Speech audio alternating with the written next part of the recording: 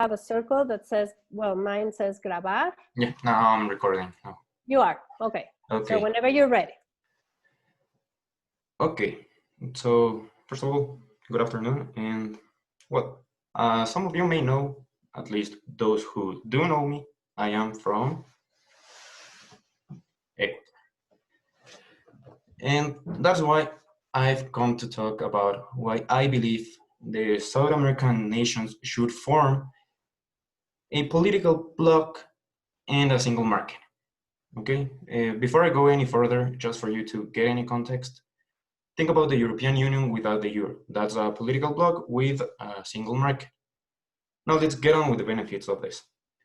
First, a single market enables free trade, and this boosts member nations' economies in a huge way. How so? You've got less trade barriers and in some cases, no trade barriers, which allow exports to be made. This means more export revenue for countries like, let me put an example, Ecuador exporting shrimp to Chile, which is a well-regarded product there in Chile. But there are trade barriers that discourage businesses in Chile to import large amounts of shrimp. What a free trade does is it eliminates these barriers and allows larger volumes to be imported, and this benefits the importing country as there is more consumption of this good, which means more taxes are paid to the government. Now let's go to another benefit, which is the free movement of people. Let's get with some numbers. South America has 440 million people. It's a lot of people. And just for you to get an idea, the demand and supply in jobs, that Brazil alone has 209 million people.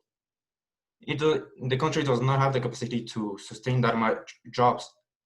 So what free movement of people does, besides not having visas to travel, like in the European Union, unemployment is scattered throughout the region and it's reduced. As there is also the problem in some countries that they do have the jobs, but they do not have the people. They don't have the skilled labor force they need. So free movement of people allows this. You get skilled labor, which is protected by the political bloc's work laws and the local labor laws. So you get skilled labor force from outside your country, which sometimes for businesses it's hard to get because immigration policies, which in a single market and political bloc would be the same for all members, and you are already a citizen in that country. You are not Ecuadorian if you are bringing someone from outside, but you're South American. Just like in Europe, you're European. And now the last part, which I believe may be the most important given our context as one of the regions that exports the most drugs in the world. For you to know, here in South America, the three biggest manufacturers of cocaine are located, which are Colombia, Peru, and Bolivia.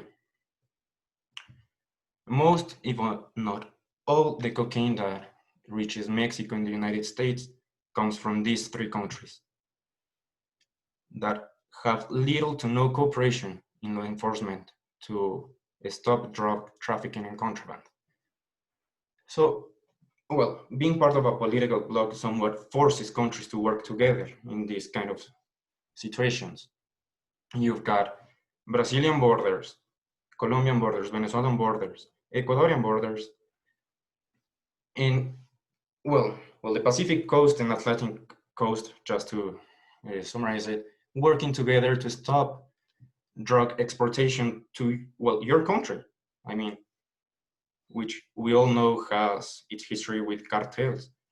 So being forced to work together because of the political bloc international law makes it difficult for cartels to export their drugs. But I'm gonna be honest with you. Although I believe the benefits I've listed are far superior to the downsides, which is the loss of economic sovereignty and control of immigration policies for individual members, I still do not think that South American politicians are ready and willing to share this kind of power in the region. Okay, corruption is high, and if I'm allowed to say, South America is run by clowns. Thank you very much.